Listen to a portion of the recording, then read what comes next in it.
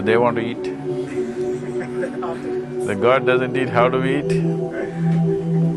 No, there are various aspects to this. If I go into all this, too much for you.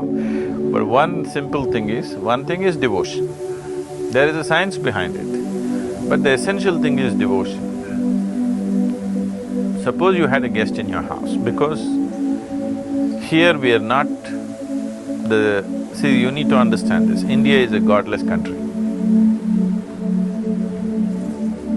You don't like it? When I say a godless country, this is the only culture which clearly understands that God is our making. Everywhere else people think God made them. Here we know it is we who made the gods. There's a whole technology of God making in this country, that you can make a god that you want. So we have today 330 million gods and goddesses. But that happened when our population was 330 million. Since then, since the Europeans came and others came and made us feel ashamed of many gods, we lost our imagination. We are trying to reduce the number of gods. But whatever said and done, there'll be 2 dozen gods in every home. Below that they can't go, minimum 2 dozen. Less than that we'll feel kind of lost Now, the idea of a god up there is essentially a Western idea. When I say Western, anything west of India is west for us which includes Pakistan So it's just essentially that. Here we never looked at that way. Here we said, you can have any number of gods you want. In our same house, they're worshipping 25 gods. You see, the Indian households. So how can you worship 25 gods? 25 gods only because our houses are not big enough, otherwise we would have put 2500 gods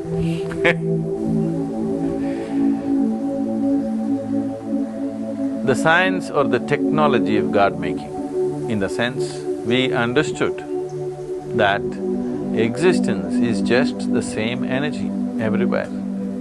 It can be a rock, it can be a tree, it can be a flower, it can be a fruit, it can be an animal, a bird, a human being.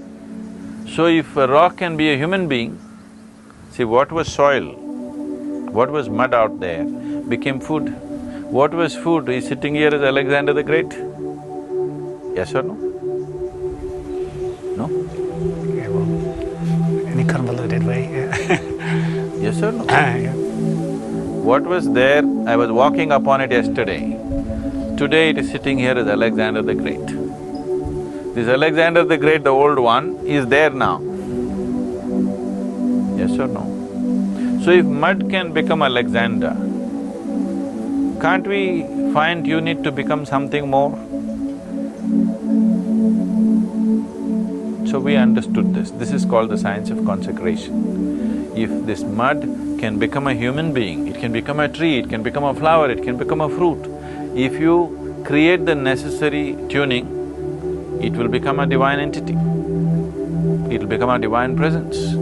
This is the whole science of consecration. So people started creating various kinds of gods. For different purposes, different kinds of gods. This is not just belief system. You've been to the temples? You go sit in the Dhyana Lingam, how it feels. Go into the Bhairavi, how it feels, very different. Go and sit in the Adiyogi Alayam, very, very different. Because they are consecrated differently. Different kinds of manifestations of the same energy. Even now it's the same thing. The same energy is manifesting itself as a stone, as a tree, as a flower, as a fruit, as a bird, as an animal, as a human being. The same thing, if it is taken to its subtlest possibility, it becomes divine. So here, we did not wait for God to come down. We created our own gods the way we wanted. We are still given the freedom that if we don't like any of the present manifestations, we can create new ones, called Ishtadevata. You can create your own god or goddess. Nowhere else this freedom is there. This is ultimate democracy, where you can even create your own god. Where else does people have such freedom, tell me? You have to believe the God that they tell you, otherwise you're dead. Yeah, they don't dare to act. So, this question about why we offer Naivedya, we don't offer the same type of Naivedya to all the gods, it's very different. That energy, what it needs, that is what we offer. For example, Dhyanalinga, no offering, he doesn't need anything. If nobody enters the temple for next 1,000 years and you come back after 1,000 years, he will still be the same. He will simply sit there, he is a yogi, he doesn't need any attention. But Bhairavi is not like that. Every day we have to offer to her, we have to take care of her. If you don't take care of her, initially she'll get angry, after that she will dissipate. And when she's angry, I don't want to be here. So, they're very differently made. So for every kind of deity, we have a specific type of Naivedya which enhances and supports that type of energy. So there is a whole science behind it. From the leaf and the flower and the fruit and the food, everything is different for every deity.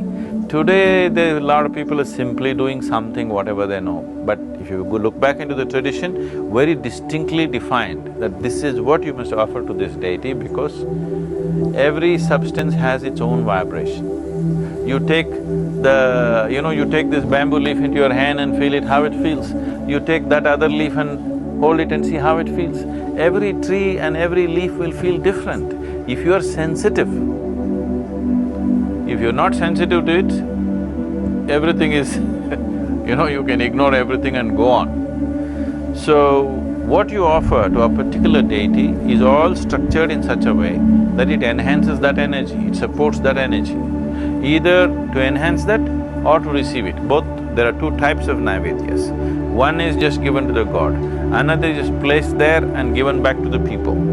So these are two different types of Naivedyas. One is for you, one is for that. One is to enhance that energy, that's your contribution. Another is to receive that energy so that you can take it home with you. So these are two different aspects.